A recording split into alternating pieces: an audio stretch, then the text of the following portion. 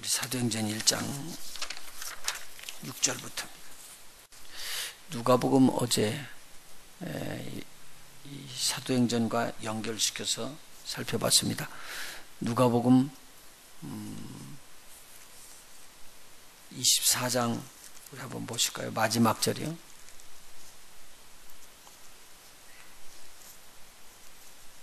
여기 보면은 누가복음 24장 마지막 절에 예루살렘으로 돌아와 가지고 이분들이 예루살렘을 떠나지 말라고 그러니까요. 이 성에 유하라고 그러니까 그 성에 유하면서 성전에 있어서 하나님을 찬송하니라 그렇게 기록되어 있죠. 그런데 오늘 사도행전에 보니까 어디에서 기도하고 있어요?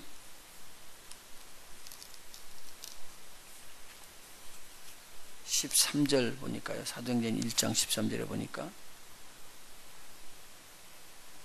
안식일에 알맞는 길이라 들어가서 저희 유하는 다락에 올라가니 그렇게 돼 있는 것 같아요. 자, 그러면 성전에서는 뭐 됐다고요?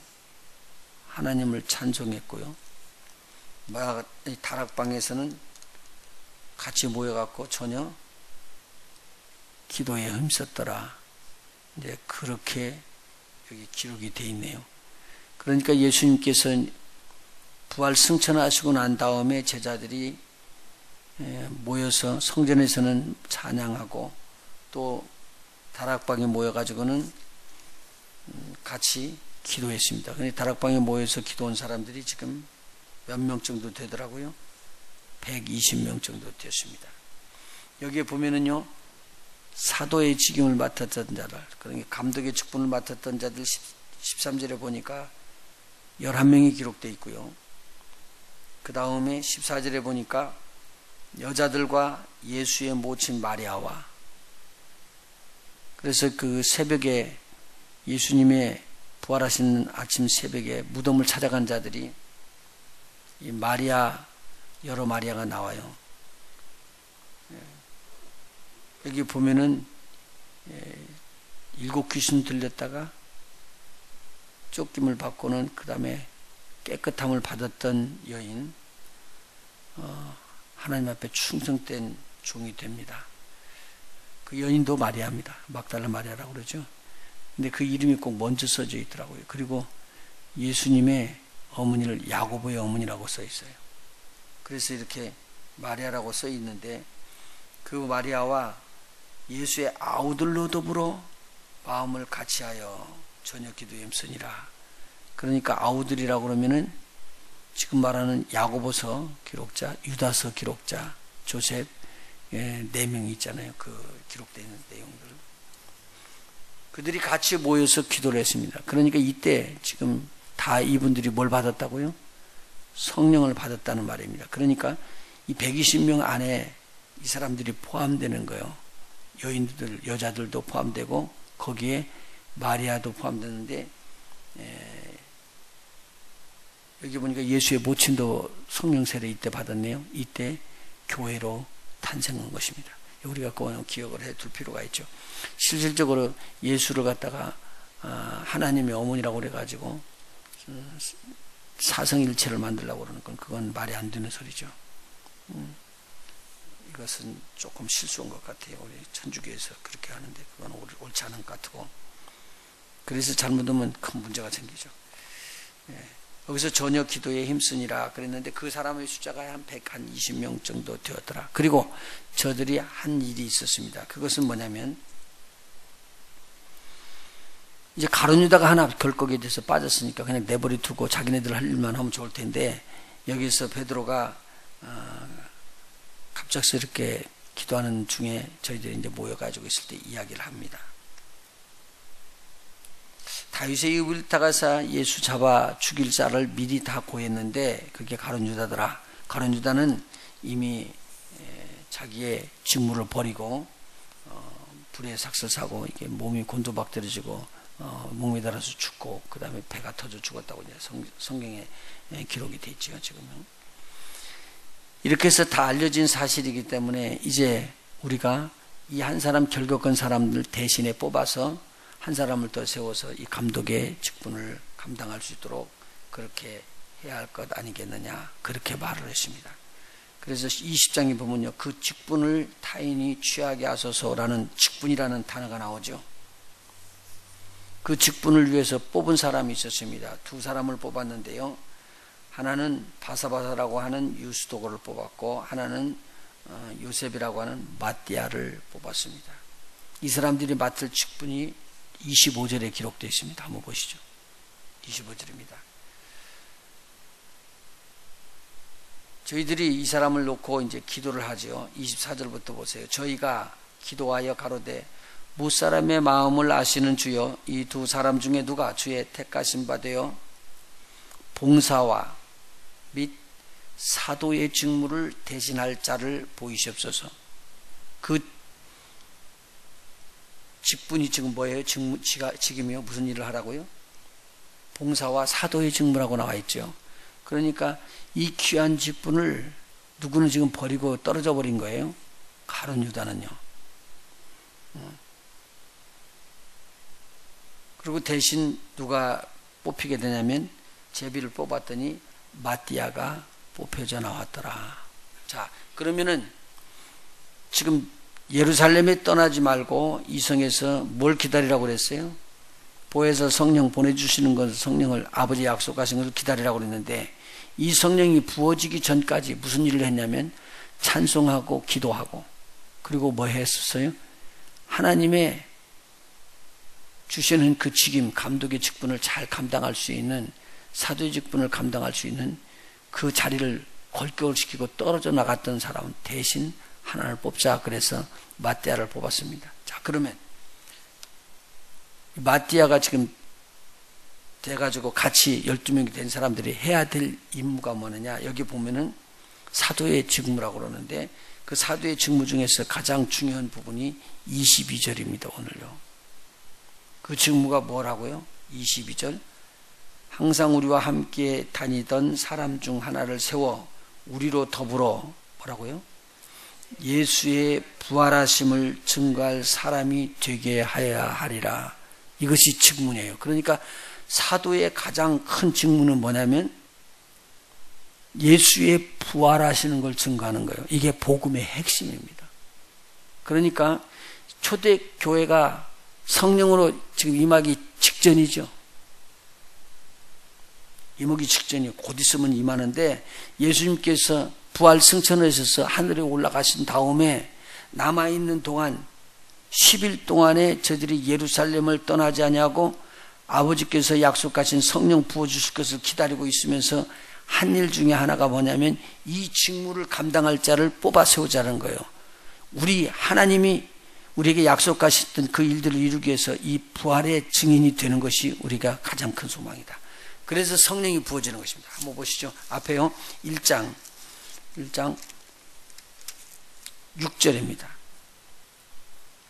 저희가 모였을 때에 예수님께 묻자와 가로되 물었습니다. 이때는 예수님이 승천하시기 바로 직전입니다. 주께서 이스라엘 나라를 회복하심이 이때니까, 그렇게 말하니까 가라사대 때와 기한은 아버지께서 자기의 권한에 두셨으니 너희의 알 바 아니요. 그 일은 하나님 아버지께서 하시는 일이고 너희가 해야 될 일은 오직 성령이 너희에게 임하시면 너희가 권능을 받고 예루살렘과 온 유대와 사마리아와 땅끝까지 이르러 내 증인이 되리라 하신 것이다. 그러면 내 증인이라고 했으니 예수의 증인이죠. 예수의 무슨 증인이에요? 부활하심을 증거하는 거예요. 왜 부활이 이렇게 중요하냐 그것이죠. 왜 이렇게 부활이 중요한 것이냐. 예수님께서 죽으신 것은 우리의 죄를 대속해 주시기 위해서, 세상 사람들의 죄를 다 대속해 주기 위해서 죽으신 겁니다. 그 예수님께서 죽으셨다가 다시 살아나셔야지만 참 의인이고 하나님께서 이렇게 살리셨기 때문에 우리의 모든 죄가 사해진 것을 봅니다. 왜? 그분은 죽지 아니하는 의인이었기 때문에. 누구 때문에 죽은 거예요? 우리의 죄 때문에 대신 죽으셨다라는 걸 증거하는 겁니다. 그리고 살아나신 다음에 그 부활하신 몸으로 하늘에 승천하실 수 있었다는 것이기 때문에 우리가 부활을 증거한다는 내용은 예수님의 죽으심과 살아나심과 다시 오심을 증거하는 내용입니다. 굉장히 중요한 내용입니다. 그래서 우리 복음의 핵심은 바로 이거다. 그래서 이 제자들이 이걸 딱 잡은 거예요. 그리고 우리가 이를 위해서 아버지께서 약속하셨던 성령 세례 그걸 받아야지 된다. 그리고 저희들이 기도한 거예요. 우리들이 왜 하나님 앞에서 성령 받고 하나님의 은총을 낳느냐? 분명히 알아야지 돼요. 이것은 내 일이 아니에요. 누구 일이에요? 아버지의 일이에요. 하나님의 일이에요. 그 하나님의 일을 위해서 하나님이 우리를 불렀어요. 그렇게 아는 자들이 바로 주의 제자들이에요. 주의 일꾼들이에요. 나의 일을 위해서 내가 뭘 하기 위해서 이거 은사 받고 은혜 받으면 다 여기서 무너져 버리더라고요. 그러니까 오늘 하나님께서 모든 것을 하시는데 이 은사를 받아야 돼요.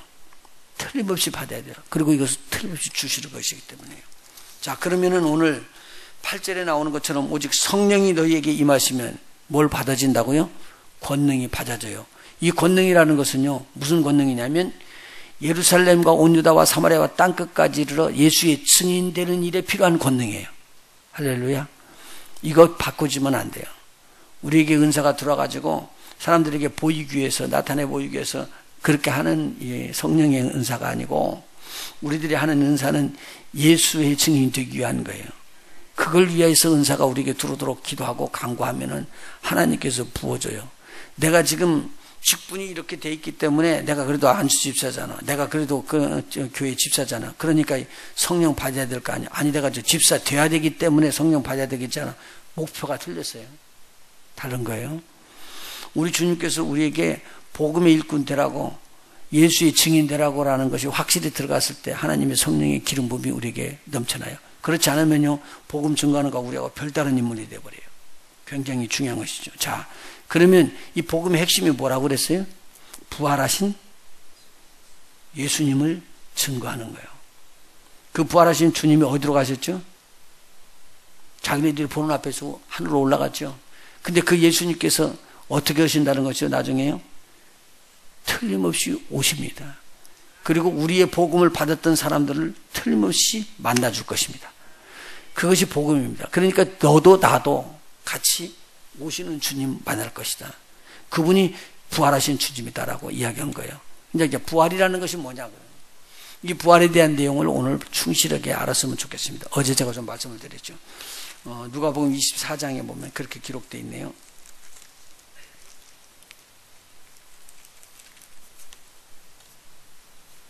예수님께서 제자들 앞에 덜컥 나타났습니다. 이 제자들이 놀라고 무서워했더라고 그럽니다. 예수님께서 너에게 평강이 있을지어다. 제자들은요, 두려운 거예요. 왜 두렵냐면요, 예수님 형태로 살아서 이렇게 탁 오시면은 보고는, 아이고 예수님 살으셨네요, 그러고는 좋다고 갈 수 있어야 되는데, 이 사람들의 생각에는 무슨 생각만 있었다고요? 예수님이 죽었잖아. 그런데 지금 이렇게 살아시, 이렇게 우리 눈앞에 보이는 거, 이건 예수님이 죽었다가 살아난 사람이 아니고 뭐라고요? 유령이다 그 말이에요. 유령이다. 당시 풍토가 그렇게 돌았습니다. 마태복음 한번 보실까요? 마태복음 14장. 마태복음 14장 보시죠. 여기에 보면 배를 타고 건너가는데 풍랑이 일어납니다. 14장 26절이에요. 사경에 예수님께서 바다 위로 걸어서 오시는데 제자들에게 오시니 26절. 제자들이 그 바다 위로 걸어오심을 보고 놀라 뭐라고 했냐면요, 유령이라 하며 무서워하여 소리 지르거늘. 그러니까 뭐죠?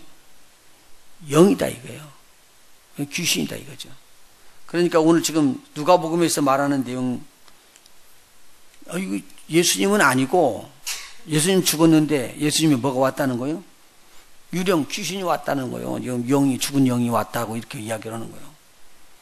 그게 얼마나 두려울 것이. 그냥 자기네들이 지금까지 알고 있던 생각이에요. 그런데 예수님께서 여기서 바꿔주시는 거예요. 뭐라고 바꿔주신 거예요? 무서워하는 걸 보고 예수님께서 이야기할 때 두려워하며 어찌하여 마음에 의심이 일어나느냐. 유령과 내가 부활의 몸을 입은 것과 어떻게 다른가를 여기서 알려주셨습니다. 내 손과 발을 보고 나인 줄 알라. 또 나를 만져보라. 영은 무엇과 무엇이 없다고요? 살과 뼈가 없으되 너희 보는 바와 같이 나는 있느니라. 그러면 오늘 영은 뭐가 없다는 거죠? 살과 뼈가 없어요. 그런데 부활의 몸은 뭐가 있다고요? 살과 뼈가 있다는 거예요. 그리고 제자들이 보는 앞에서 뭐 먹을 거 없느냐 그래서 고기 생선, 구운 생선을 한 토막 잡수셨습니다. 자, 그 부활의 몸은 먹네요. 그렇죠. 오늘 우리 부활의 몸에 대해서 좀 알아봅시다. 부활의 몸은요, 이제는 다시는 죽지 않는 몸입니다. 그래서 뭐가 있느냐? 죽음이 다시는 있지 아니하는 몸. 이 부활의 몸을 우리는 입을 것입니다. 그래서 우리가 이 복음을 증거할 때 힘이 나는 거예요. 지금까지 이 제자들이 가만히 있다가 자기네들 생각으로 보면 사람이 죽고 나서 나중에 우리한테 나타나서 혹시 보이는 거 있으면 그것은 귀신의 유령이다 그렇게 생각하고 있었는데, 그래서 저거 죽은 사람하고 똑같은 사람, 저 사람이 왔다면 저 사람은 틀림없이 귀신이네 이렇게 생각하고 해서 두려워하고 있었을 때 예수님께서 이야기하기를 아니다, 나는 부활했다, 그걸 보여주면서 저들에게 살과 뼈가 있는 몸을 보여줬습니다. 자, 그런데 오늘 여기에서 굉장히 중요한 말씀이 나옵니다. 이게 부활에 대한 말씀이거든요. 예수님께서 그렇게 변화된 몸과 똑같이 우리도 글로리파이드 몸으로 바꾸실 것이라고 성경은 기록하고 있습니다. 자, 한번 성경을 바라보시죠. 먼저 요한복음 6장 한번 보십시다. 요한복음 6장은 떡장이죠. 생명의 떡이 하늘로부터 내려온 만나고 비교를 해서 이야기를 해주는데 6장 38절 한번 보십시다. 예수님께서 내가 하늘로서 내려온 것은 내 뜻을 행하려 함이 아니요 나를 보내신 이의 뜻을 행하려 함이니라. 나를 보내신 이는 누구죠? 아버지죠. 하나님 아버지의 뜻을 행하려 함이라. 나를 보내신 이의 뜻은 내게 주시는 자 중에 내가 하나도 잃어버리지 아니하고 마지막 날에 다시 살리는 이것이니라. 부활을 말했죠.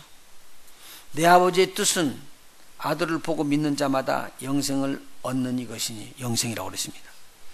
마지막 날에 내가 이를 다시 살리리라 하시니라. 영생은요, 영생을 얻으면요 마지막 날 부활합니다. 이게 생명이란 말이에요. 이게 복음이라 그 말입니다.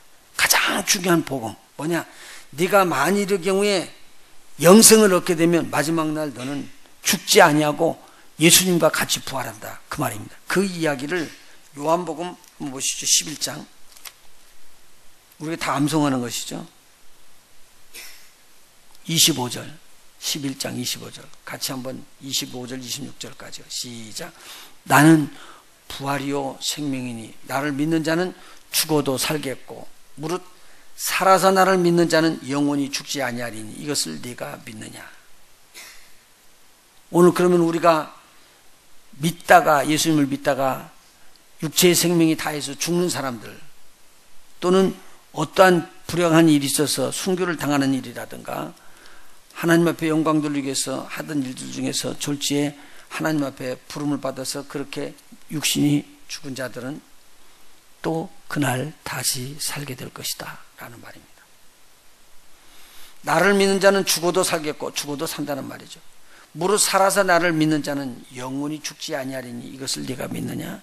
우리가 살아서 가다가 주님이 딱 임재하시는 그날 공중에서 우리를 부를 때는 우리는 변화돼서 오히려 하늘로 올라갈 것입니다. 이 이야기 지금 해주고 있습니다. 아주 임박하게 오고 있는 이때에 우리가 기억할 일입니다. 우리의 몸은 틀림없이 누구의 몸처럼 바꿔진다고요? 예수님의 몸처럼 바꿔질 것입니다. 제가 어제 말씀드렸죠. 로마서 8장에 나오는 것처럼 마지막에 우리의 몸이 어떻게 된다고요? 바꿔집니다. 우리 안에 있는 성령으로 말미암아 하나님의 영으로 말미암아 우리는 그렇게 바꿔질 것입니다. 확실히 사도 바울이 이야기를 했습니다. 사도 바울이 또 빌립보서 3장 20절 21절에 기록해서 말씀했죠. 한번 더 보십시다. 빌립보서 3장 20절 21절.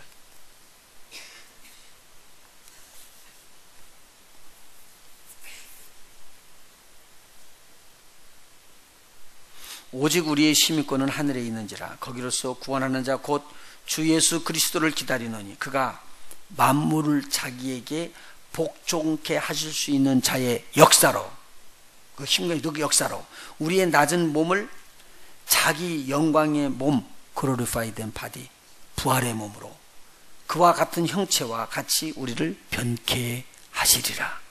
아멘. 죽어도 살고 살아있으면 살아있는 자들은 영원히 죽지 않은 몸으로 변화되는 부활의 축복이 우리에게 있습니다. 절대 우리는 그래서 무너지지 않습니다.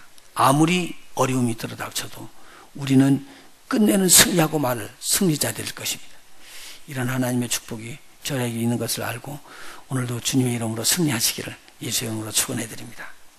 다음 시간에 또 조금 더 살펴보도록 그렇게 하겠습니다. 기도하십니다.